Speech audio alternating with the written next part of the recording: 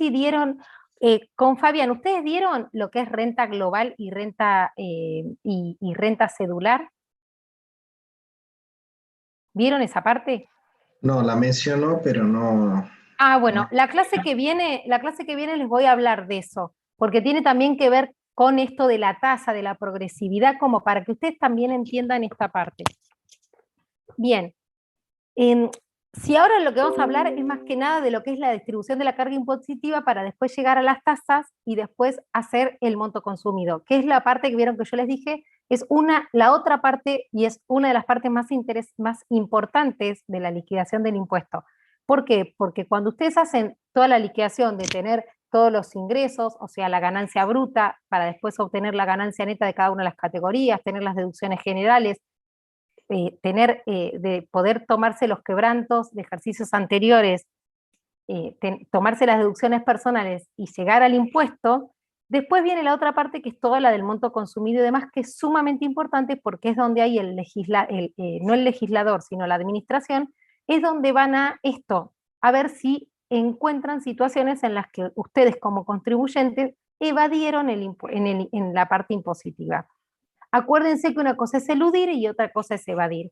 Eludir, ¿qué es buscar la forma de pagar menos impuestos. ¿En dónde? En el marco de la ley.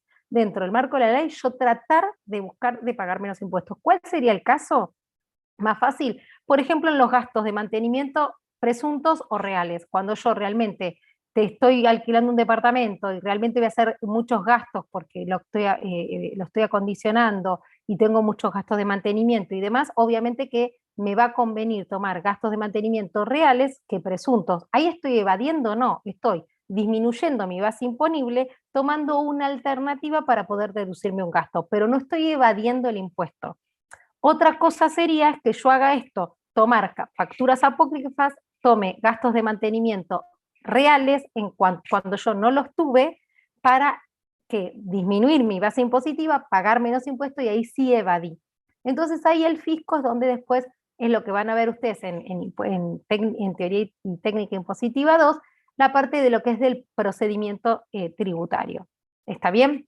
Entonces, ahora como para que tratamos de entender lo que es las tasas y demás, por qué llegamos a esa parte, vemos un poco de lo que es la parte teórica. La distribución de la carga impositiva, ¿cómo es? En sí hay criterios de distribución de la carga impositiva. Hay una teoría de la equivalencia o contraprestación o beneficio que implica la distribución en proporción al beneficio recibido. En sí, tiene una contra, sí, el hecho de que sería inequitativa y difícil de implementar. ¿Por qué? Porque si yo tengo algo, a ver, ¿cómo implica, cómo se imaginan ustedes un ejemplo que sería que implique distribuir en proporción a lo que al beneficio que recibí? ¿Cómo lo verían en el día a día?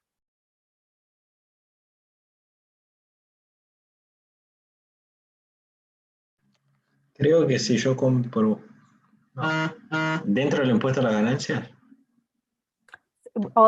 Sí, sí es dentro del impuesto a las ganancias o dentro cuando nosotros hablamos del derecho tributario, también estamos abarcando varias cosas. ¿Vieron las primeras clases? ¿Ustedes en la primera clase vieron todos los principios y demás con Fabián? no. Bueno, yo les voy Empecé a con la. pasar, bueno, yo les voy a pasar que si quieren damos una clase también de eso. Yo esa clase la di en Cresta y no llegué a darla con ustedes por esta cuestión que tuve este accidente. Pero es todo de lo que son los principios. A ver, ¿qué es la parte de la equidad y todo lo que yo tendría que hacer? ¿Cómo es que ustedes ustedes hoy pagan sus impuestos? Si no son ustedes, los que son grandes, Noelia, que me ayudan, Alicia, que siempre me dice, claro, ¿cuál es la contraprestación que tengo? A ver, hoy yo tengo una cuestión que no tengo, no hay equivalencia, hay una contraprestación o beneficio que es proporcional en todo. Yo pagué mis impuestos todos, todo. ¿Yo estoy vacunada? No. ¿Por qué? Porque no tengo una enfermedad de base, sí doy clases, pero bueno, en este momento no soy presencial en sí. ¿Qué es que sea todo equitativo? Que en sí, quien recibe un beneficio mayor pague un impuesto mayor, pero a su vez, cuando yo recibo salud, educación, justicia, seguridad, que es la contraprestación que me da el Estado, en función de eso, que todos lo recibamos equitativamente. Por eso yo, no sé si Fabián les habló de esto, yo siempre arranco en la primer clase con la Constitución Nacional, porque es la base para tener en cuenta tendremos que volver a finanzas públicas para tratar de entender la parte impositiva. ¿Ustedes se acuerdan de finanzas públicas? Serían los bienes públicos. Claro, los bienes públicos. O sea, yo tengo eso. Entonces, ¿cuál es la proporción en el beneficio? Cuando yo tengo una carga impositiva, mi contraprestación es mi beneficio público, ¿cuál sería? Los ingresos públicos que yo tengo, o la contraprestación frente a ese gasto o ese impuesto que yo hice. ¿Está bien? El bien público. Entonces, ¿cómo sería para que eso sea una distribución en proporción al beneficio recibido? Obviamente que no va a haber equivalencia y no va a ser equitativa. ¿Por qué? Porque quien gane más, entonces recibiría, por ejemplo, es lo mismo que yo les diga ahora a ustedes, que alguien que gana mejor que yo, entonces va a un hospital que es mejor que otro. Entonces ahí yo no soy equitativo, porque yo ahí estoy poniendo dentro del Estado diferentes bienes en función de sus ingresos. La otra es la teoría del sacrificio, que implica la distribución en forma tal que el sacrificio sea equitativo para todos los contribuyentes. Se toma en cuenta la capacidad contributiva de los individuos. ¿Qué es la capacidad contributiva? La capacidad que yo tengo para poder hacer frente al impuesto. Entonces, por ejemplo, cuando nosotros llegamos a la liquidación del impuesto a las ganancias, ¿por qué yo voy a una escala y, por ejemplo, Alicia va a otra? ¿Por qué? Porque ahí está determinada la capacidad contributiva que tiene el contribuyente. Ahora vamos a ver qué tipo de impuesto es el impuesto a las ganancias, qué tipo de tasa usa y demás. Entonces, se toma en cuenta la capacidad contributiva del individuo y eso está basado en el principio de la utilidad decreciente. Puede adquirir tres formas: sacrificio igual, sacrificio mínimo o sacrificio proporcional. Y después está la teoría de la capacidad contributiva, que implica la distribución de acuerdo a la capacidad de cada uno. Esto se determina a través de las rentas, el patrimonio y los consumos. Ahora bien, todos me van a decir, Virginia, tanto que hablaste de la capacidad contributiva, ¿qué es? La capacidad contributiva es un contribuyente tiene capacidad para contribuir cuando es titular de un patrimonio o genera una renta de una magnitud que le permite soportar los gastos necesarios para que él y su familia puedan subsistir. ¿Por qué estos gastos necesarios que pueda soportarlos? Y porque acá hay dos cosas para tener. Vieron que ahí estaba en función la teoría de la capacidad contributiva en función de rentas, patrimonios o consumos. Porque yo puedo ser titular de un patrimonio o de ningún patrimonio, yo puedo alquilar, pero yo con mi sueldo alquilo y después también consumo. Ahora, con mi ganancia a mí me retienen algo para que a mí me quede ganancia para poder soportar mis gastos necesarios para subsistir. ¿Vieron cuando ustedes ven estas encuestas que dicen, bueno, para que una persona sea pobre o indigente, ¿cuánto debería ganar por debajo de la canasta básica? Y vieron que dicen una familia tipo de 4 personas o de 2 personas, y van diciendo cuánto debería ser. Bueno, es también cuando se fija el mínimo no imponible y demás. Entonces, quiere decir que cuando yo pago los tributos, esa capacidad contributiva que determinan en mí el Estado, el legislador, no el legislador, la administración, por eso pone un mínimo no imponible y las cargas de familia en esa opción, porque considera que con lo que yo gano y con lo que a mí me retienen, a mí me tiene que quedar para solventar mis gastos. Ahora bien, hay un principio de la capacidad contributiva que es el contenido de justicia que figura en los límites materiales de la potestad tributaria, que es la aptitud económica, aptitud de los miembros de la comunidad llámese a la sociedad, para contribuir a la cobertura de los gastos públicos. ¿Por qué contribuir a la cobertura de los gastos públicos? ¿Por qué? Porque estamos volviendo a eso. ¿Qué capacidad yo tengo para poder contribuir a mis gastos públicos? ¿Por qué? Porque con mis impuestos, si ustedes saben que cuando me retienen impuesto, el impuesto a las ganancias, después, como es un impuesto nacional, ¿a dónde va? A la coparticipación. Después van a las rentas generales de los estados, y es donde yo les digo que nosotros viviendo acá en La Plata, tanto por la parte de la municipalidad, por las tasas que pagamos, como por la parte de la provincia, por los impuestos que pagamos, tantos provinciales como nacionales, nosotros acá estamos viendo impuestos nacionales nada más, que vamos a ver impuestos a las ganancias y bienes personales, pero también pagamos IVA y también podemos, si no, estar inscritos en monotributo, ¿está bien? También podemos pagar, esperen que me salga, que ahora me tildé el de la provincia, que no me sale ingresos brutos, perdón, que es un impuesto provincial. También yo pago si tengo un bien inmueble, ¿qué pago? Pago el impuesto inmobiliario, si tengo un bien mueble, el impuesto automotor, y eso contribuye a la provincia, ¿para qué? Para que la provincia después a mí me dé esto de me dé la cobertura para mis gastos públicos, que serían mis bienes públicos. ¿Qué sería? Salud, justicia, educación, seguridad. ¿Está bien? Esa es la contraprestación. Ahora bien, la capacidad contributiva no se encuentra consagrada expresamente en la Constitución, sino que surge implícitamente en los artículos 4, 16, 17, 28 y 33 y se relaciona con los principios de equidad, proporcionalidad y razonabilidad. Consiste, estos tres es lo que vamos a hablar un montón hoy. También vamos a ver otros, pero no importa. Estos van a ver que no se preocupen porque están definidos y demás. Consiste en la aptitud económico-social para contribuir al sostenimiento del Estado. En sí, el Estado obviamente que se sostiene gracias a qué? A la población, que es la que con el pago de sus impuestos ayuda a que al gasto público a tener como contraprestación un bien público.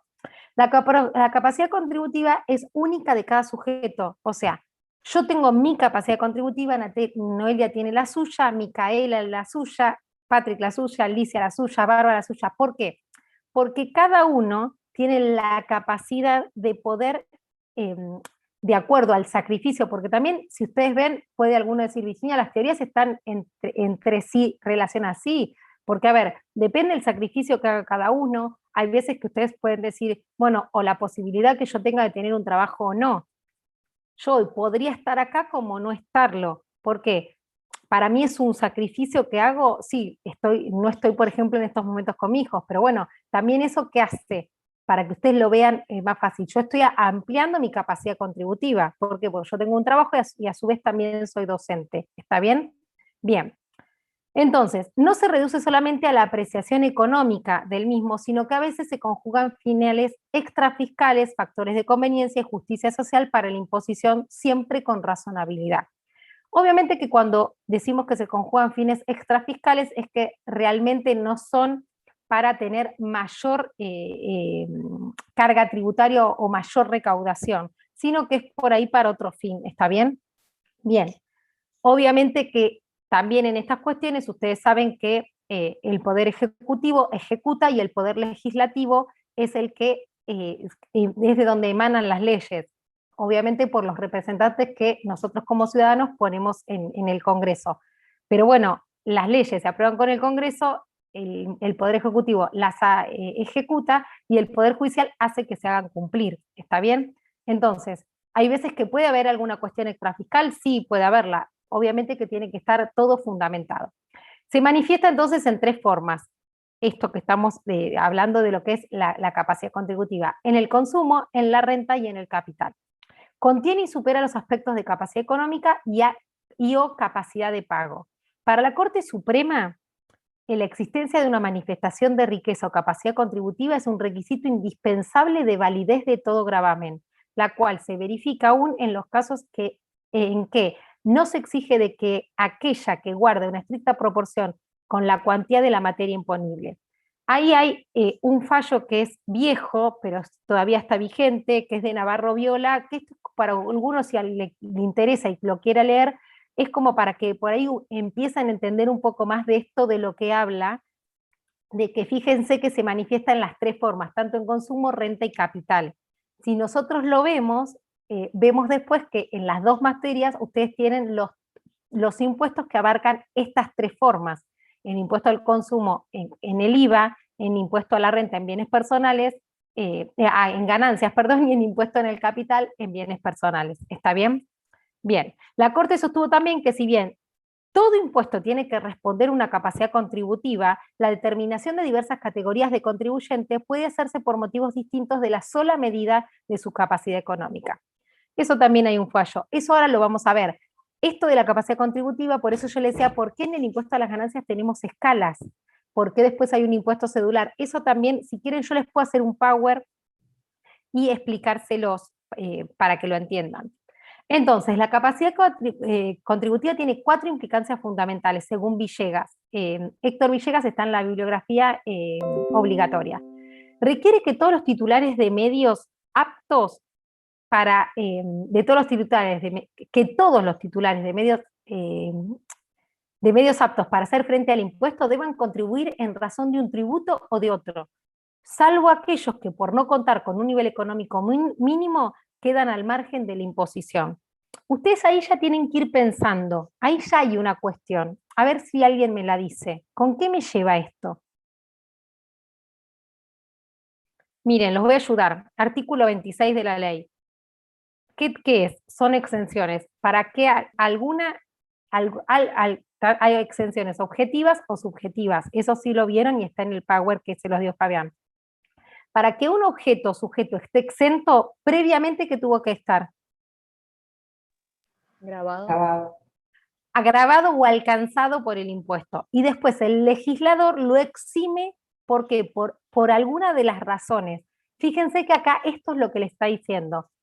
La capacidad contributiva requiere que yo pague un tributo u otro, y después, de acuerdo al nivel económico, yo puedo quedar con un mínimo o al margen de esa imposición. Ahí fíjense que cuando ustedes son las subjetivas o las objetivas, fíjense que, por ejemplo, en algunas objetivas, las personas humanas estamos exentas y las sociedades no.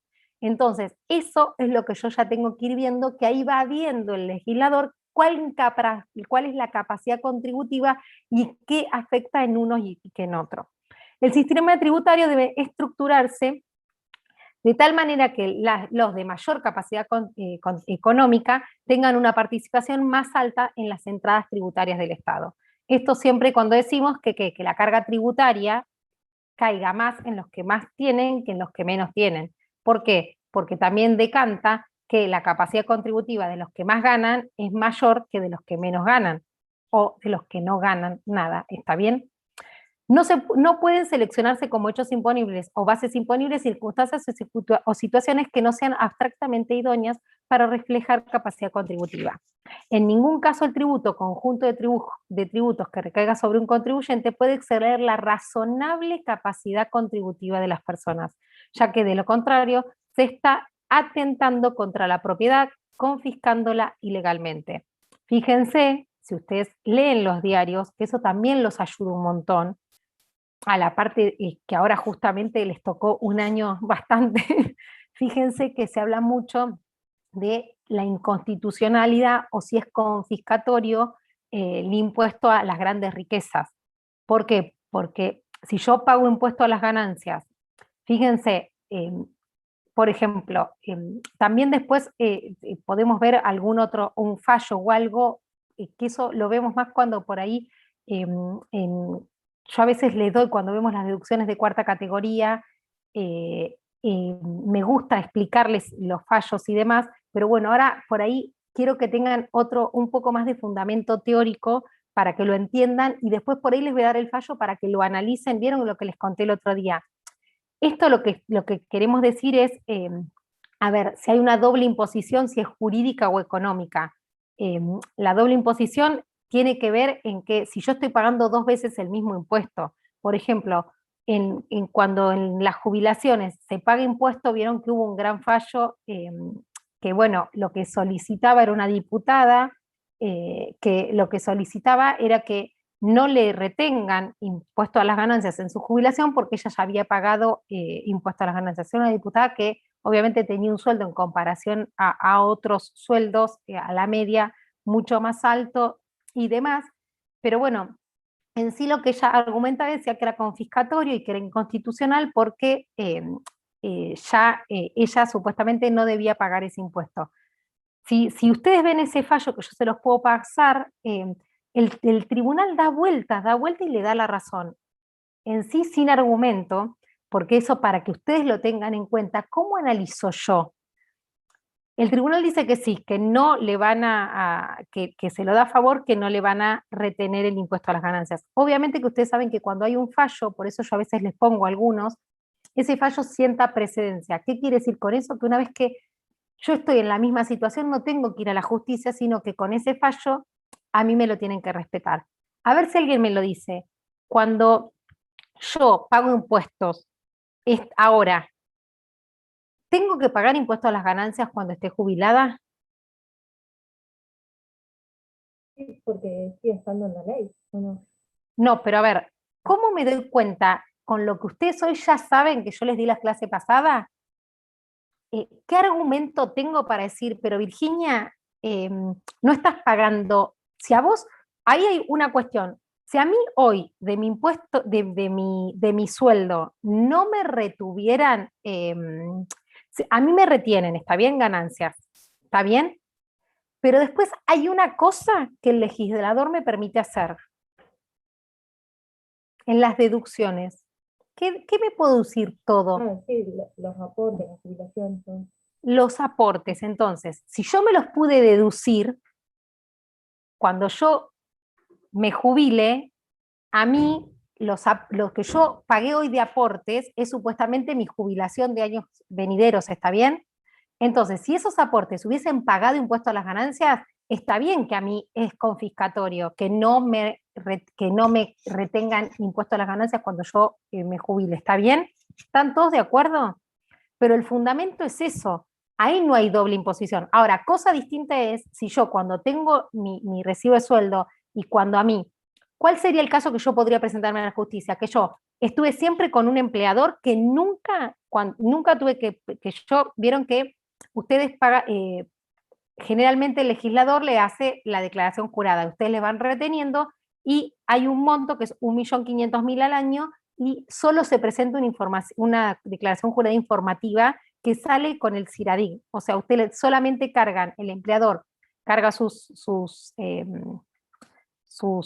ingresos brutos, está bien, sus ingresos, lo que ustedes cobran de ingresos, pero brutos, y después ustedes tienen todos los meses para poder cargar todas las deducciones personales que estuvimos viendo y enviárselas al empleador. El empleador al mes siguiente o ese mismo mes, al mes siguiente antes del día 15, ustedes se lo mandan, entonces cuando hace la liquidación de su sueldo, les retiene el impuesto a las ganancias descontando todos estos gastos que ustedes tuvieron que son deducibles. Entonces, supónganse que mi empleador, mi único empleador en todos los años, me hizo mal la liquidación y nunca me dedujo mis aportes jubilatorios. ¿Yo ahí puedo ir a la justicia? Cuando me jubile y me retengan, sí. Claro. Pero ahí tengo un sustento también que documental en el cual cuando yo cobré, me retuvieron ganancias y nunca me dedujeron el aporte jubilatorio. Entonces ahí si yo como jubilada me vuelven a descontar, ahí sí es confiscatorio, porque yo ya lo pagué, pero no en el caso de esta persona. Bueno, ahí hay que ver también que hay cosas que inciden y tienen esta cuestión de legal o ilegalidad y si son confiscatorias o inconstitucionales. Cuando hablamos a veces de inconstitucionales, eso por la cuestión de más de que si es inequitativo o no es proporcional y demás, ¿está bien?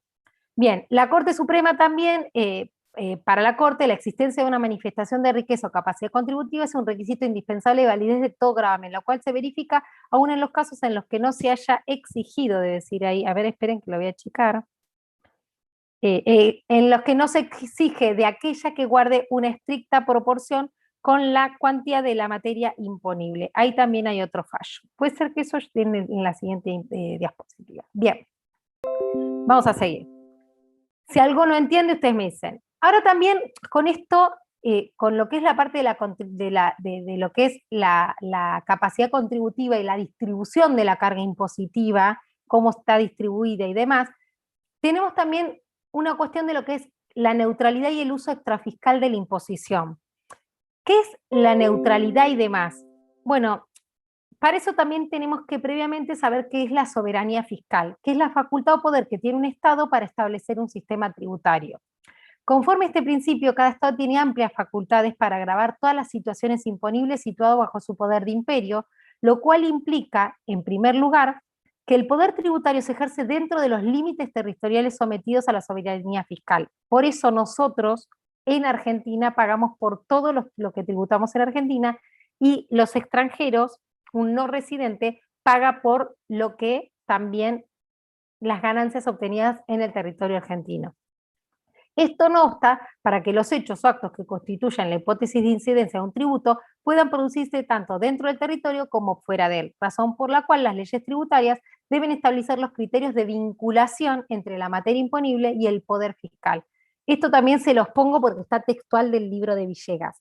Esto como para que ustedes entiendan, yo no sabía si habían visto, igual es el tema de hoy que hay que ver, pero si habían visto algo de esto en la primer parte, pero ahora yo en las primeras clases de Fabián no lo vi, pero no sabía si él había hablado de esto. Yo les voy a mandar también ese Power mío de la primera clase que vemos todos los principios y tiene que ver esto con el poder de imperio, con las facultades que tiene el Estado y demás. Había Bien. una pregunta en el parcial de eso.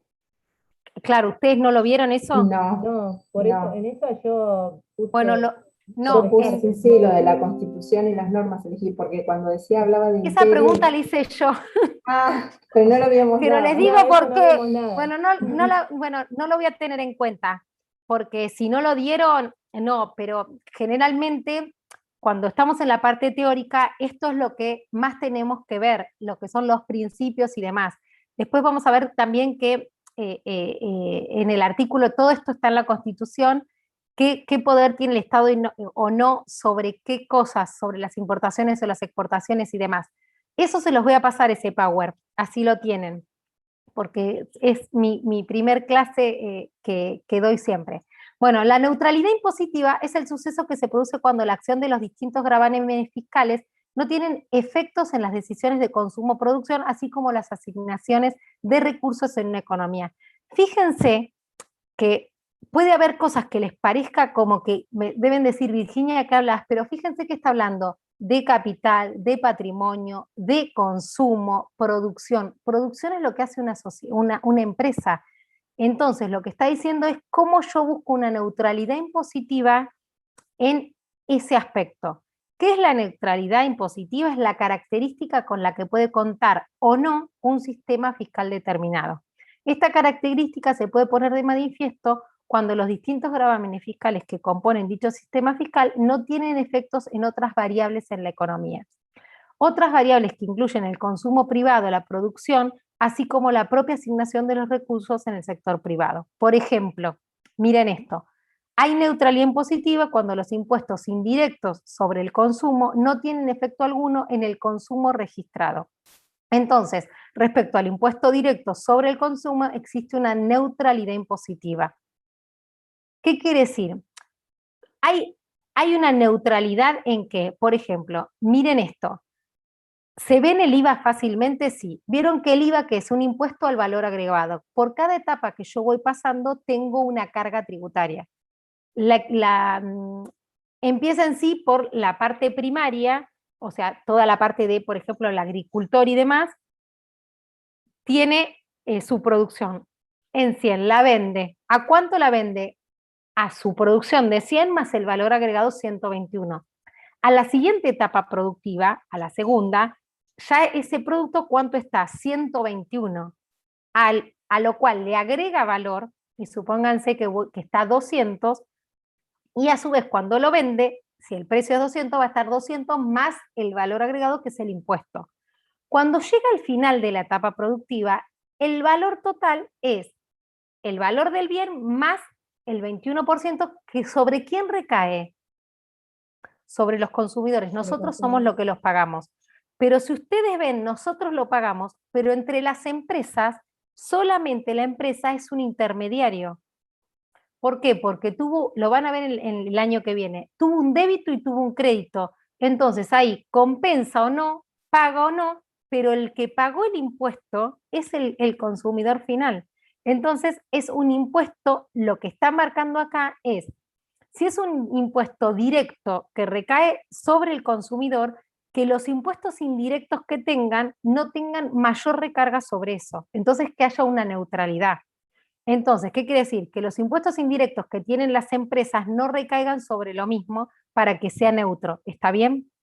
Bueno, eso es el principio de lo que es la neutralidad impositiva. La crítica que se presenta es en la dificultad de alcanzar esa neutralidad en la que los impuestos no tuviesen efectos directos en la economía.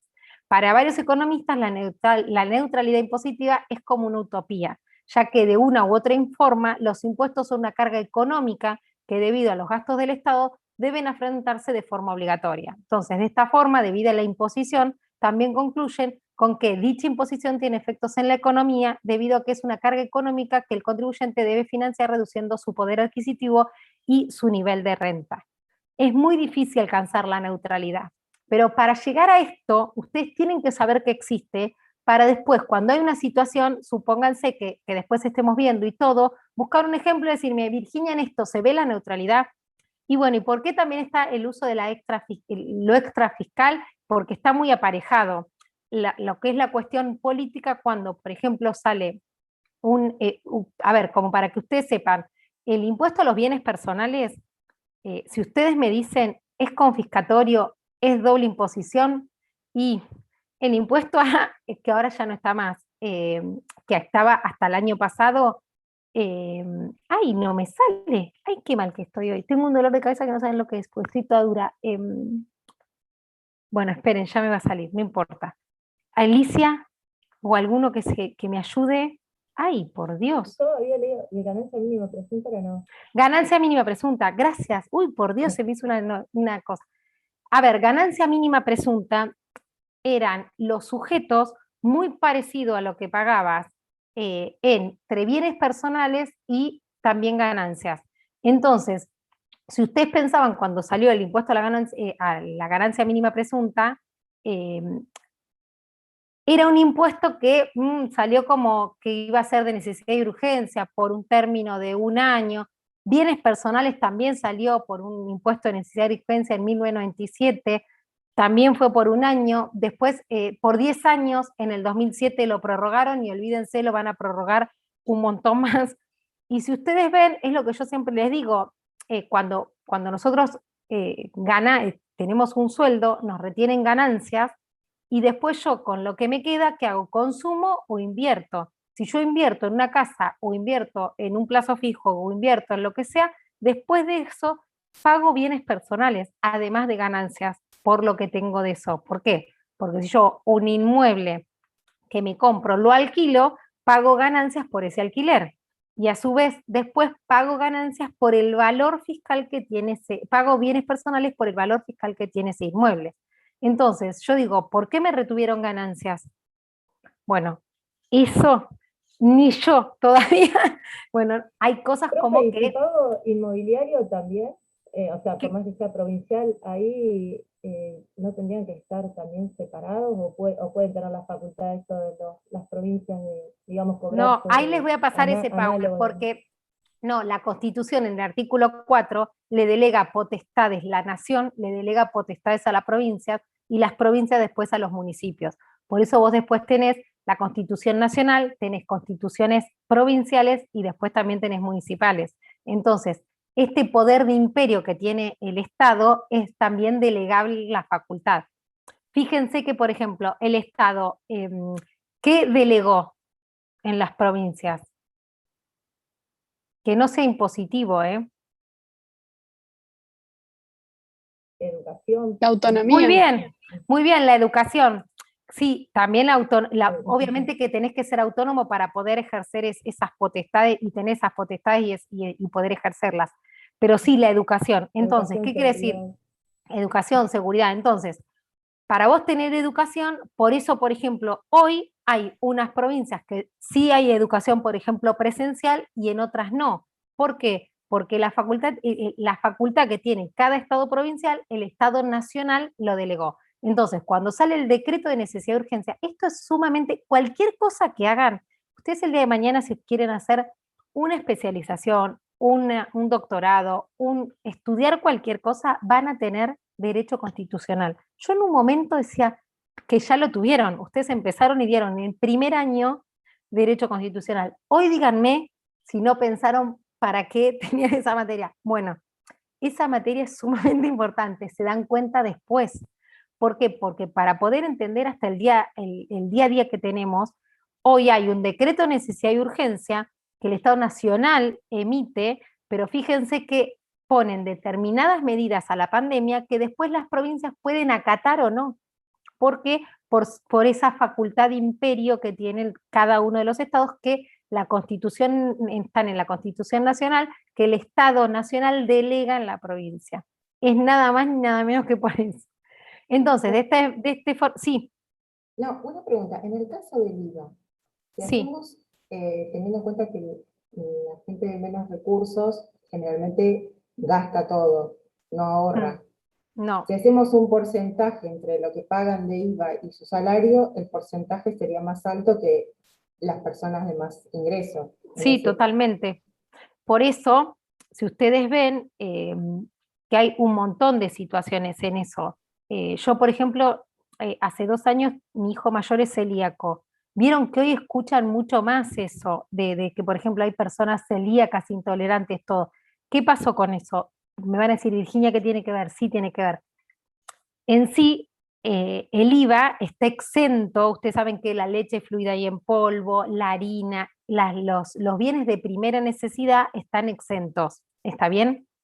¿Por qué? Por esto que está diciendo Alisa, una persona de menor recurso, obviamente que gasta todo, porque lo necesita para subsistir, y obviamente que si vos lo pensás, tiene una carga tributaria mucho mayor que otro que tiene un mayor sueldo.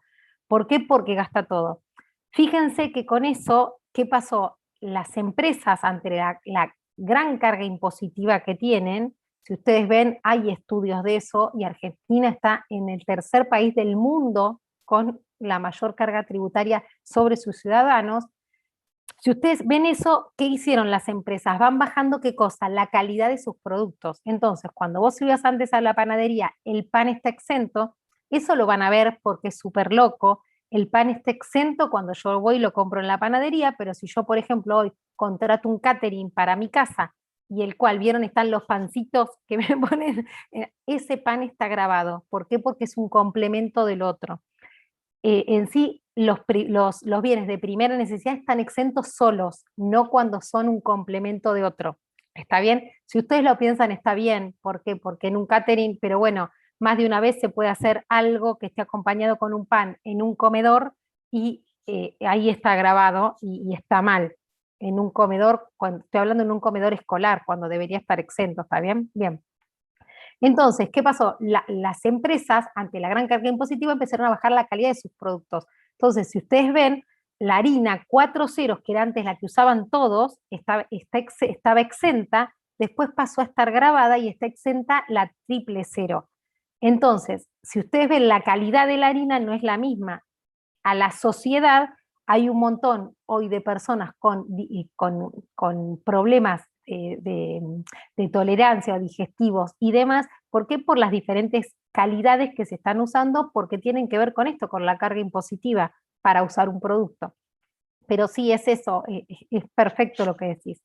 Bien, ahora, ¿qué viene con esto? Antes que darles esto, me gusta hablar de, eso lo voy a dar después, acuérdense decirme que vuelva. ¿Por qué? Porque primero quiero esto.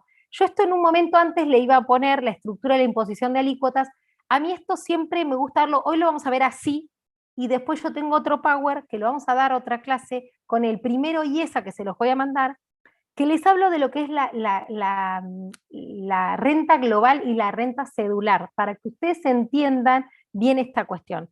Primero vamos a ver esto, ¿qué es proporcionalidad y qué es progresividad? Para entender por qué hay 2 tasas, y también por qué en más que 2 tasas hay 3 tasas. ¿Por qué? Porque hay tasas fijas cedulares, que también, ahí tengo un cuadro que no lo tengo acá, pero se los voy a pasar, por eso, porque veo que no lo vieron.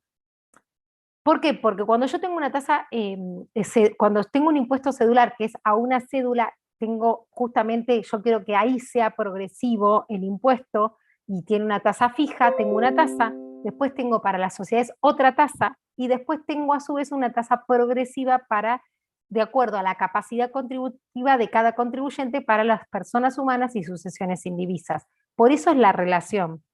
Entonces, el principio, todo viene a esto de la capacidad contributiva, redondeando, ¿qué es lo que ustedes tienen que ver? ¿Por qué se busca el principio de la neutralidad, la proporcionalidad y la progresividad del impuesto?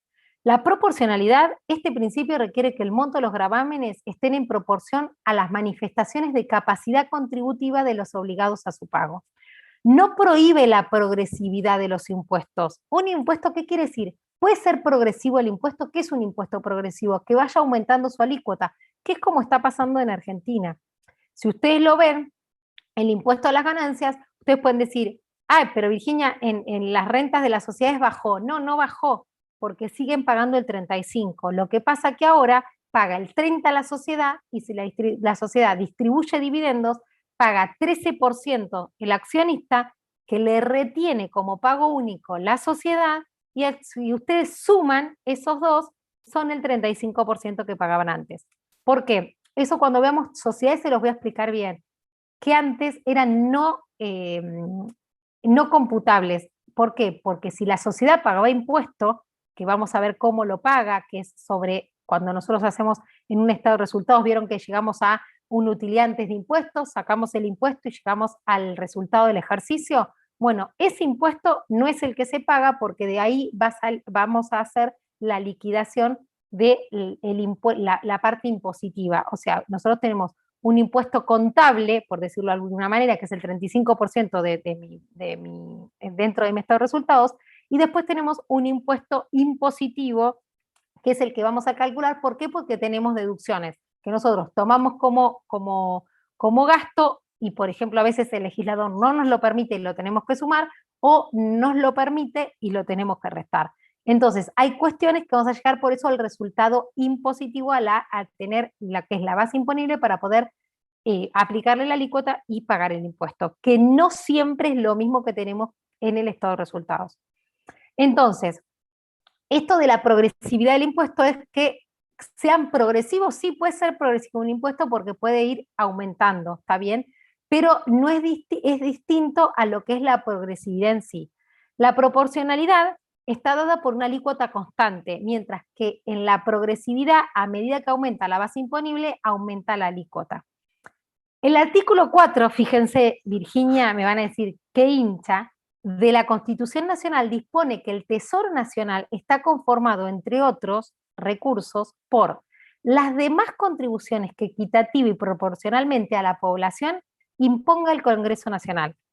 Ahora, cuando vamos a lo que son las potestades del Congreso Nacional, que es el artículo 75, desde la modificación de la Constitución en el 94, porque antes estaba en el artículo 16, el inciso 2 de la Constitución dispone que las contribuciones dictadas que imponga el Congreso Nacional tienen que ser proporcionalmente iguales en todo el territorio de la Nación. Otra cosa bárbara que vamos a hacer es ayudarlos a estos. Cuando ustedes tienen una pregunta de ese tipo, como la de ayer, no lo tendría que decir. ¿Qué tendrían que ahí buscar? Poner o facultades o potestad de imperio en Google en la computadora. Poner cuáles son las facultades o la potestad de imperio del Estado tributariamente. Tienen esa posibilidad. ¿Ustedes tienen bibliografía en su casa? No. ¿Sí? Bueno, si ustedes tienen o a Rey o a Villegas, o si tienen a Gustavo Díez en Ganancias, hay cosas de los principios, eso no está. Pero después hay otras cosas que sí las pueden buscar. Ustedes la bibliografía lo tienen a mano, lo que pasa es que les va a servir siempre y cuando ustedes hayan leído antes. Si se ponen a buscar en ese momento van a estar 1 hora con esa pregunta. Bien, la Suprema Corte sostiene que la proporcionalidad que establece ¿por qué hablo de la Suprema Corte? Porque es la que hace los fallos, ¿está bien? Sostiene que la proporcionalidad que establece la Constitución Nacional no quiere decir proporcionalidad con respecto a la alícuota del impuesto, sino a la capacidad de tributar de los habitantes, ¿está bien? Que sea proporcional a la capacidad que tenga cada uno. Por eso lo que me quiere decir que yo tenga una carga tributaria proporcional a mi capacidad, la capacidad contributiva que yo tengo para poder. ¿Por qué es capacidad contributiva? Es la capacidad que tengo yo para que el Estado me saque, digamos entre comillas, y con mis impuestos para lo que es los gastos estatales, que yo también después tengo la contraprestación con el bien estatal. Si ustedes ven, miren, yo se los puse para que leamos aunque sea el artículo 4. El gobierno federal, que es el más importante, provea los gastos. Es más, si por ahí lo hubiésemos leído o hubiésemos tenido esta clase antes que ayer, por ahí esa pregunta la sacaban. El gobierno federal provea los gastos de la nación con los fondos del Tesoro Nacional formado del Producto de Derechos de Importación e Exportación. Pregunta de examen final. ¿de quiénes son los derechos de importación y exportación? Son los del Estado Nacional. Esa pregunta ya se hizo 2 veces en la otra materia, pero anótenla, porque es sumamente importante. De la venta o locación de tierras de propiedad nacional, de la renta de los correos, el artículo 5 es el que dice que le da las potestades a las provincias, perdón. Del de la renta de los correos, de las demás contribuciones que equitativa y proporcionalmente a la población imponga el Congreso General, y de los empréstitos y operaciones, empréstitos son los préstamos, ¿no? Y operaciones de créditos que decrete el mismo Congreso para urgencias de la Nación o para empresas de utilidad nacional. Y en el que yo les digo el Congreso, fíjense que no está tal cual a lo que yo se los resumí en el otro, dice: imponer contribuciones indirectas como facultad concurrente con las provincias, imponer contribuciones directas por tiempo determinado proporcionalmente iguales en todo el territorio de la Nación, siempre que la defensa, seguridad común y bien general del Estado lo exijan. Las contribuciones previstas en este inciso, con excepción de la parte o el total de las que tengan asignación específica, son coparticipables.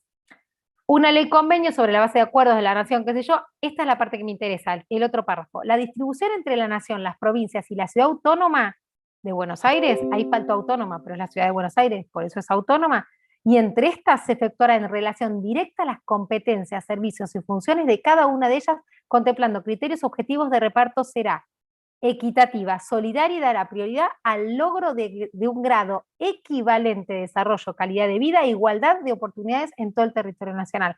Ahí habla de los ciudadanos, la distribución que va a ser. Por eso habla también de este artículo, es el tema de la coparticipación. Bien, ahora, ¿qué quiere decir progresividad? El principio de progresividad tributaria predica respecto a la necesidad de imponer impuestos al ciudadano de forma progresiva según la capacidad de pago individual de cada uno.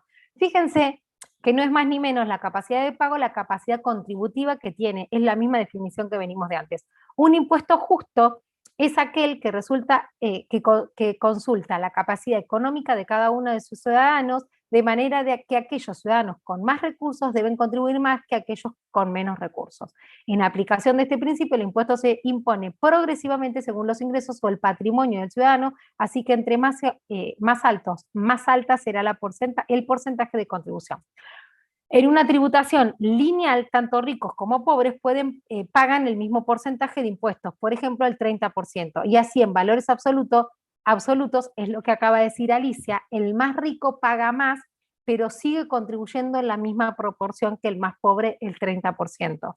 El más rico paga más, pero al final la carga tributaria en el pobre es mayor porque en proporción paga mucho más impuestos, por más que la tasa sea el 30% en los dos. Para corregir esta situación, se diseñan tarifas tributarias progresivas de manera que entre más alto el ingreso, más alta es la proporción en la contribución. Bien, antes que esto, después de ver esto, vemos lo que es las tasas. Cuando vamos a lo que es la cuestión de ser la proporción y ser progresivo y demás, está la alícuota y la base imponible. Ahora voy a abrir un artículo para que veamos después en qué parte estamos. Determinada la ganancia neta o base imponible sujeta a impuesto, el impuesto se determina de acuerdo a la estructura de alícuotas de imposición. Hay 4 tipos de alícuotas. En el otro Power yo lo tengo un poco más desarrollado esto porque lo doy al principio. En este hago un simple resumen. Es una alícuota igual o cuota fija, se grava con un monto fijo y uniforme a todos los contribuyentes. Supónganse, si ustedes ven, lo vamos a ver después con el impuesto a los bienes personales, si es una alícuota fija o exenta o proporcional. ¿Por qué? Porque esa alícuota cambió. Antes, antes era, una cosa es que sea exenta o una tasa fija, o tener una proporción o tener una base imponible que me lo modifique.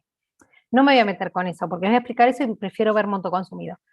Hay una alícuota proporcional, se grava mediante una alícuota constante y el monto es proporcional al crecimiento de la base imponible.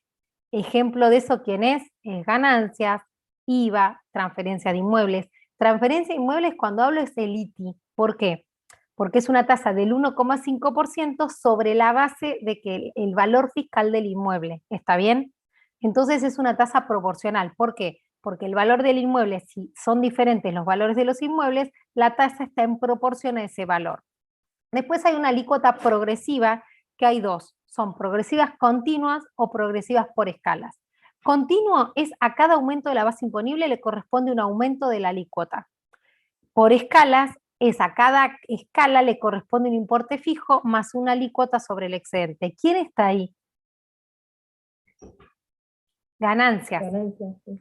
Claro, entonces fíjense, es una alícuota proporcional, ¿por qué? Porque obviamente que va aumentando en función del crecimiento de la base imponible, de alícuota progresiva, ¿está bien? O sea, toma dos estructuras de alícuota de imposición.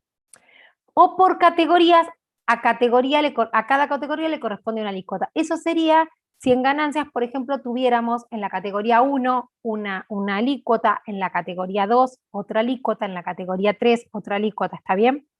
Eso sería por categorías. Y después alícuotas regresivas. Los importes decrecen a medida que aumenta la base imponible. En Argentina no lo veo, pero bueno, no importa, yo se los quise dar como para que ustedes lo tengan.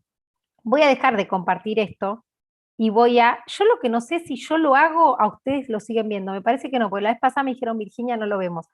Quiero abrir de acá, vamos a abrir en dónde estamos. Yo se los mandé, pero esto es otra cosa fundamental que es bueno que ustedes lo tengan. Acá. Voy a compartir ahora esto. No, esperen que abrí cualquier cosa, no voy a compartir eso, es un desastre. No, es que no está ahí. Les quiero compartir el esquema para que ustedes lo vean. Ahí, ahora sí. No, no es este. Ay, Dios santo. Esquema, ganancias y deducciones, ahí. Ahí, miren, vamos a compartir acá. Nosotros siempre tenemos que, ahí voy, yo lo que pasa es que mientras les hablo, siempre tenemos que ver dónde estamos situados. Fíjense que nosotros cuando empezamos ya vimos todo lo que es la renta de fuente argentina, vimos los ingresos de cada una de las categorías, vimos los gastos, llegamos al resultado neto, tuvimos el resultado de las 4 categorías. Acá vieron que les arreglé esto y se los agregué para que les sirva para el examen. ¿Alguno se metió en esto o ni se metieron? Los mato. No se metieron. Me las acordaba. También no nos daba mucho tiempo al examen. Pero escuchen, yo esto se los dejé y se los había puesto por si estudiaban antes. Gasto de sepelio del artículo 85, resultado neto antes de donaciones, cuota médico-asistencial y gastos de servicio médico. Después tienen donación, cuota médico-asistencial, el 40% de los médicos, que después es el 5%. Tienen el resultado impositivo, quebrantos generales de ejercicios anteriores, resultado final y van a las deducciones personales. Acuérdense, yo les había dicho, las deducciones personales son por lo percibido. Yo había puesto una pregunta de eso, pero no lo tomaron. Malvada. Pero nada, había muchas preguntas de las 2 últimas clases que yo les había dado, porque esto es sumamente importante. ¿Cuál es el criterio? Siempre la pregunta, esto es pregunta de final también. ¿Cuál es el criterio de las deducciones personales según la ley? El criterio de lo percibido por el criterio de la ley, ¿está bien? Bien, después tienen la base imponible ganancia neta sujeta a impuesto con la alícuota progresiva de la escala del artículo 94 y llegan al impuesto determinado. Ahí recién lo que vimos es esto, que es una alícuota progresiva y es una alícuota que vimos que tiene ¿qué cosa? Que recién lo dijimos. Progresiva y... Por escala. Claro, en sí voy aumentando, muy Ah. bien, proporcional, Valentina pobre se fue, o Valentina es la que me falta. Ahí la admití, que vino. No, se debe haber ido, no sé. Se debe haber caído internet. Bien, la cuestión es que, nada, yo en eso lo que voy viendo es si es una alícuota progresiva o no. Bueno, viendo esto, yo ya estoy a la escala progresiva del artículo 94 y llego al impuesto determinado. Después, obviamente, que tengo las escalas también progresivas de renta financiera, y después a lo que me voy es a las escalas que yo tengo acá de lo que es la renta cedular. La renta cedular es una tasa fija, pero por cédula, o sea, en determinada, obviamente, escala. Bien, vamos a seguir y ahora les voy a compartir lo que es monto consumido. Así terminamos esto, que es lo que van a ver con Marcelo. Esperen que comparto monto para que vean en qué parte están. Entonces, una vez que tenemos las alícuotas y vemos esto, vamos a lo que es el monto consumido. De monto consumido tengo que tener en claro varias cosas. Una, Valentina, que entraste recién, ¿puede ser que yo no te tenga en lista? Valentín. Valentín Bustos, no, está bien. O sea, te pasó algo con internet, perfecto, perdón, Valentín. Sí, se me cortó. No, no pasa nada. Yo había leído rápido como Valentina y te acepté. Bueno, ahí está, ¿lo ven? Monto consumido. ¿Qué es el monto consumido? Es un ítem que integra el cuadro de justificación de las variaciones patrimoniales del contribuyente. ¿Es para una sociedad? No, justamente es el monto consumido de quién, de las personas. Persona humana o sucesión indivisa. Ojo, ¿por qué pongo o sucesión indivisa? Porque el monto consumido hasta el fallecimiento del causante yo lo tengo que armar, ¿está bien? Vamos a ver, y yo ahora lo explico, lo escribo súper recontra claro, que si nosotros entramos en el aplicativo de la FIP, eso lo tenemos súper recontra claro y demás. Que es un número que sale aleatoriamente por varias cosas que cargué yo al contribuyente. Ahora, nosotros como profesionales tenemos que hacer en el papel de trabajo para ver si el monto consumido es acorde o no. Muchas veces le pasan los parciales que los montos consumidos le dan resultado negativo. Nunca un monto consumido puede ser negativo. ¿Por qué? Por la capacidad contributiva del contribuyente. Van a ver que a veces el contribuyente les miente. El contribuyente viene y les dice que tiene una casa en un country, que tiene un BM, que sus hijos van a un colegio privado, que viaja 2 veces al año a Europa y a Estados Unidos, y cuando viene les da el monto consumido negativo. ¿Qué pasó? Les mintió en los ingresos, sale algo que no les dijo. ¿Está bien? Bueno, pasa, sí pasa. Más de una vez en los parciales les pasa a ustedes. ¿Por qué? Porque por ahí no arman bien. Esto es la base y de acá es de donde se agarra, entre comillas. ¿A qué hora tengo que terminar? A las 6, él se agarra a la FIP. Voy a ir más rápido, pues son menos 20. Dentro del formulario de la creación jurada del impuesto a las ganancias, y cuyo cálculo es automático según los datos ingresados del contribuyente. ¿Qué es? Esto está en un basamento, la administración solamente lo dispuso en la Resolución General 2218 que está vigente desde 2007, que establece: respecto del monto consumido, en esta versión el importe será calculado en forma automática, pero es en esta versión, él para el 2007 dice que la versión release de ganancias es tal, y a partir de ahí es el único momento donde definió monto consumido, pero es el mismo concepto para todos los años, hasta el año de hoy, ¿está bien? Es más, el anexo 2, si quieren lo tienen o se los puedo mandar. En forma automática por el sistema en función de los datos consignados por el usuario. Este concepto deberá reflejar razonablemente los gastos de sustento y mantenimiento del responsable y o su grupo familiar primario, así como los relacionados con el aparcimiento propio y de su grupo familiar. Se integrará con los gastos personales del contribuyente y personas a su cargo, alimentación, servicio doméstico, indumentaria, cuota de colegio, etcétera, así como de corresponder viajes al exterior, expensas y gastos de inmuebles, patentes, seguros y gastos rodados, no debiendo contener otro concepto que no encuadre en dicha definición, el que deberá ser expuesto, en todo caso, en el rubro de la justificación patrimonial que corresponda. A los efectos de validar este cálculo, el sistema determinativo exhibirá una pregunta para confirmar el monto consumido que aparece al momento de cliquear para generar la declaración jurada, siendo la misma. El aplicativo ha calculado como monto consumido el valor de pesos tanto. Esto es real, es en tiempo real también, ¿eh? Este importe es tal cual, refleja razonablemente su consumo para el periodo que está declarando. La confirmación implica que dicho importe no incluye gastos vinculados a su actividad gravada, ni donaciones u otros conceptos que deban consignarse en el rubro correspondiente dentro del ítem. justificación de variaciones patrimoniales.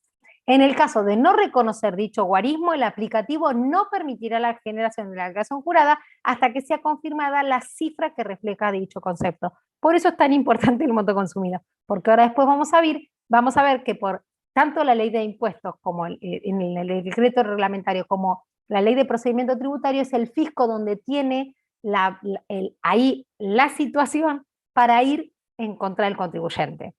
Entonces, resumiendo, ¿qué es el monto consumido? Es un dato exacto, ya que es una cifra que el aplicativo mediante el cual se confecciona la declaración jurada lo calcula automáticamente en función de los datos cargados. Si bien el monto consumido no es un número exacto, sí debe ser razonable. Acá lo único que agrego es, la FLIP nunca definió qué es un concepto razonable en los términos de calcular el monto consumido dentro de la justificación de variaciones patrimoniales del contribuyente. En nuestra opinión, consideramos como razonable el importe que permitió al contribuyente solventar sus gastos de vida cotidiana de acuerdo a los ingresos y a los gastos declarados. Los conceptos incluidos dentro del monto consumido, de acuerdo a lo estipulado en la resolución, incluyen dentro del consumido los siguientes conceptos generales. Los gastos de sustento y mantenimiento del responsable y a su cargo familiar y los relacionados con el esparcimiento propio de su cargo familiar, que es alimentación, indumentaria, cuota de colegio, viajes al exterior, expensas, gastos de inmuebles, patentes, seguros y gastos rodados. Escúchenme bien que esto se los voy a decir hoy, estos son preguntas de final y de examen, porque es cuando ustedes se dan cuenta si lo hicieron bien o no. También esto, cuando sean profesionales, el contribuyente, si tiene la cuota del colegio, bueno, hoy hasta el colegio es agente de información de a nombre de quién le hace la factura. Si ustedes hacen un viaje al exterior o un contribuyente hace un viaje al exterior, todo eso lo tiene que guardar. ¿Por qué? Porque después es un sustento, otra vez volvemos, Franco, en lo que preguntaste, o Facundo, perdón, en lo que yo tengo documentado. Todo esto es bueno que yo lo documente y lo tenga guardado. Conceptos excluidos en el monto consumido. Los conceptos que quedan excluidos del monto consumido son aquellos que no encuadran dentro de los conceptos considerados como consumidos por el contribuyente por el periodo fiscal. Simplificando la cuestión, son aquellos que deben integrar el rubro de la justificación patrimonial que corresponda, es decir, entre otros. Miren, conceptos que no justifican erogaciones o aumentos patrimoniales. ¿Qué quiere decir eso? No justifica una erogación o obviamente un aumento patrimonial para el contribuyente. Donaciones o disposiciones de fondos o bienes a favor de terceros. Resultado negativo por la venta de moneda extranjera. Resultado negativo por la venta de bienes registrables. Valor locativo. Ingresos presuntos. Amortización acumulada de bienes dados de baja. Otros conceptos, impuestos determinados no deducibles por el periodo fiscal. Ganancias y o ingresos no grabados o exentos. Ingresos por deposición de entidades financieras del país, ¿esto qué es? Por depósitos. Es el artículo 26, inciso H, que vimos el otro día, ¿está bien?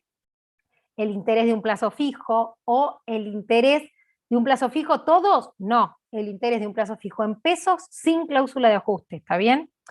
Ganancias provenientes del monotributo, resultado por la venta de moneda extranjera, ingresos provenientes de premios, sorteos, juegos de azar, ganancias y o ingresos exentos por un tratado internacional, resultado por la venta de un inmueble adquirido antes del 1 de enero del 2018, es exento, resultado por la venta de rodado no afecta a una ganancia grabada, está exento para un contribuyente, una persona humana, resultado por la venta de bienes intangibles también, y otras ganancias o ingresos exentos o no grabados. Tampoco integran bienes recibidos por herencia, legado o donación.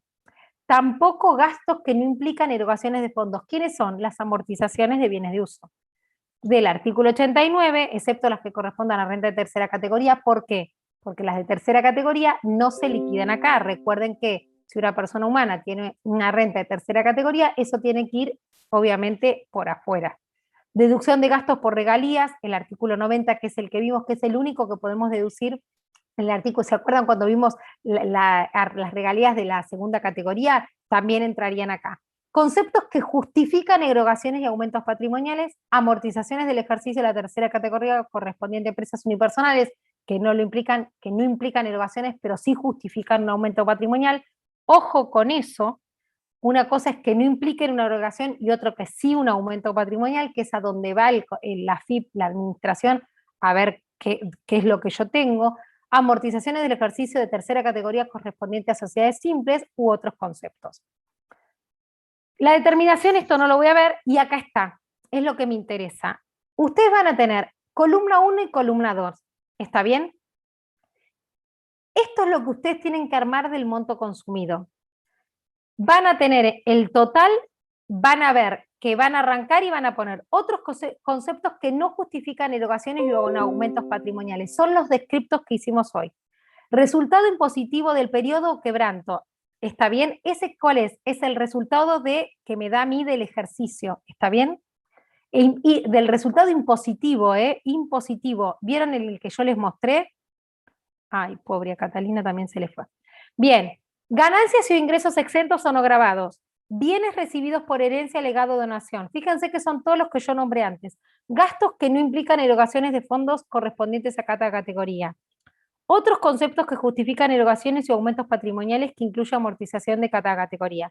Resultado impositivo del periodo, ganancia, patrimonio neto inicio, porque yo también puse patrimonio neto al cierre del ejercicio. Ahí me quedó esquema que no sé por qué me quedó ahí.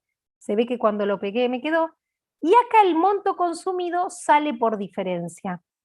Obviamente los totales en esta columna tienen que dar igual. Esto es lo que van a ver hoy, el jueves, en la práctica. Presten mucha atención en qué lado va cada cosa. Si yo tengo que determinar la columna 1 son salidas, ¿qué quiere decir? Son aplicaciones de fondos, y la columna 2 son entradas, son orígenes de fondos. Entonces, el patrimonio inicio es una entrada, siempre el patrimonio inicio va a ir en la columna 2, y el patrimonio cierre final, el patrimonio de cierre va a ir en la columna 1. ¿Está bien? El monto consumido, como es un número que sale por diferencia, que lo saca aleatoriamente, y ustedes también, porque lo van a hacer acá con su papel de trabajo, les va a determinar en qué columna va. ¿Por qué? Porque ustedes van a tener un total de la columna 1 y un total de la columna 2. Si las dos tienen que ser iguales, el monto consumido va a salir por diferencia en cuál de las dos columnas va a estar. ¿Está bien? Por ejemplo, las amortizaciones, ¿cómo las van a poner? Columna 2 porque son un origen. Un valor locativo que ustedes hayan puesto va a ser una aplicación. ¿Por qué? Porque piénsenlo como contablemente, es una salida de fondos. El valor locativo, recuerden, que es cuando yo realmente no tengo un alquiler, no tengo nada, y el legislador presume que hay un valor locativo porque yo cedí el bien. Entonces, ese total de valor locativo va en columna 1. ¿Por qué? Porque para mí es una aplicación de, una aplicación de fondos, una salida de fondos. Los gastos de mantenimiento, obviamente que son también salidas de fondos, van a ir en la columna 1. Eso hay que ver, lo van a ver el jueves con Marcelo, que si ustedes, ¿va todo o no va todo? Si ustedes tienen el gasto de mantenimiento, acá va a ir la diferencia que le queda. En la amortización sí van a ir todos, pero después, por ejemplo, un gasto de sepelio va a ser un egreso no efectivo de fondos, va a ser una salida, va a ir en columna 1. ¿Por qué? Porque ustedes van a poder deducir 996 pesos, pero por ahí pagaron de gasto de sepelio. Hoy, si ustedes tienen que hacer un sepelio, sale 50.000 pesos. ¿Está bien? Entonces, la diferencia, 49.000, 996, 49.000, no, sería 49.000 pesos, y no sé cuánto, ya no me da la cabeza, quiero terminar rápido. Esa diferencia es una salida de fondos que ustedes la pueden justificar. Eso es lo que van a ver el jueves con Marcelo. Y es lo más importante para poner acá. Si va como una justificación patrimonial, más por conceptos que no son ingresos de fondos o que son ingresos de fondos. Entonces, cuando terminan esto es la base del esquema del monto consumido. Quiere decir que cuando ustedes terminan la liquidación, llegan a determinar el impuesto, después de determinado el impuesto, tienen que sí o sí hacer esta parte. ¿Por qué? Porque por más que el aplicativo se los haga aleatoriamente y lo tenga, ustedes tienen que poner si el monto consumido es acorde a los consumos de la persona. ¿Cómo lo pueden saber? Si ustedes también, por ejemplo, les da un monto consumido, ustedes dicen, bueno, El hijo va al colegio, le preguntan, ¿cuánto es la cuota del hijo del colegio? ¿Cuánto es si tiene, por ejemplo, determinados gastos y demás? Si usted, por ejemplo, la cuota del colegio es de 10.000 por mes, tiene 2 hijos, son 24.000, y le da de monto consumido 30.000 pesos, no puede ser. ¿Está bien? Eso es lo que ustedes tienen que ver. Y después Marcelo les va a dar lo que se llamaría la comprobación del monto consumido. Después, ustedes lo que pueden también hacer es, si tienen realmente los consumos del contribuyente, es esta comprobación que les dije yo. Ver si con 2 o 3 consumos les da parecido al monto consumido. Y otra cosa que me interesa, y ya termino, porque son -5, va a entrar, creo que Oscar. Esto sí es sumamente importante, quiero que lo tengan. Hay una presunción en el artículo 18, inciso F, yo esto después se los paso de la ley, Patricio después los va a subir, estos power. Yo igual le dije que yo se los pasaba porque están conmigo, pero yo se los pasé y le dije que si a él le parecían, los primeros le parecieron interesantes, me dijo que los va a subir. Quiero que tengan en cuenta esto.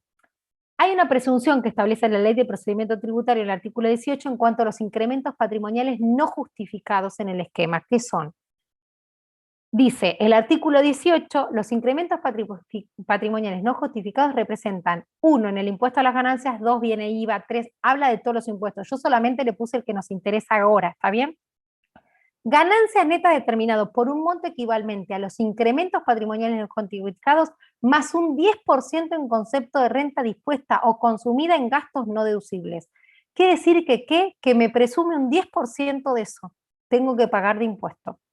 También el artículo 90 del decreto reglamentario de la ley establece idéntica modalidad de ajuste. Y acá está transcrito el artículo 90. Los aumentos patrimoniales cuyo origen no pruebe el interesado incrementados con el importe del dinero o bienes que hubiere dispuesto o consumido en el año se consideran ganancias del ejercicio fiscal en el que se produzcan.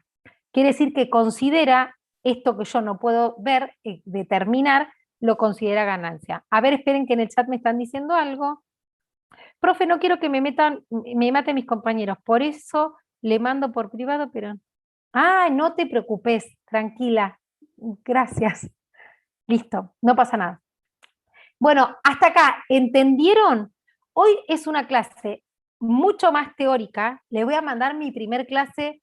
Les voy a mandar después el power, esto que les digo de renta global y cedular, porque es sumamente importante que entiendan eso. ¿Por qué lo de la tasa progresiva y demás? Que es de donde se desprende toda esta última parte.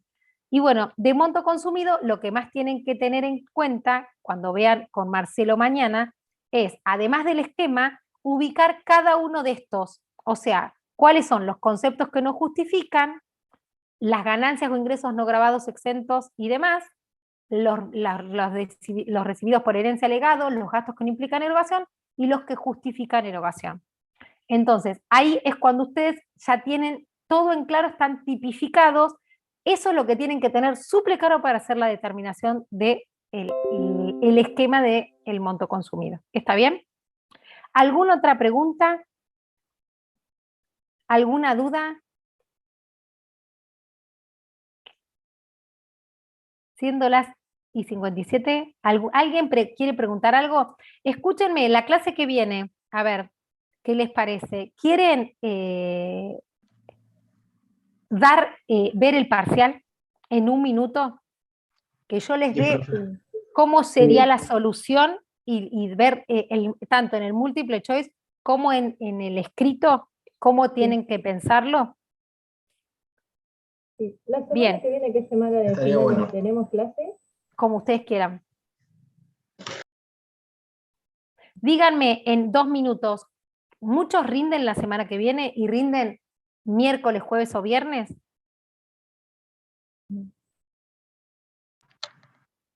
Patrick, ¿qué rendís? Estaba pensando en ver matemática financiera. Que es el miércoles. Todavía no, o sea, no me fijé, pero ya me anoté, ya te digo, si querés. Si no, le Esperen, podemos esperen dar que la piense clase. algo. Yo tengo que tomar el jueves, pero no, yo hasta ahora ya estoy. No, el martes tengo, no, el martes a las 6 es el escrito, no, a las 6 me tendría que ir. Bueno, o no, podría decirle a otro docente, si no. Por eso, porque había algo que yo tenía, porque a las 6 es el escrito que, bueno, si no puedo entrar por el celu, yo doy con ustedes en la compu y me pongo otra computadora y entro al examen. No hay problema.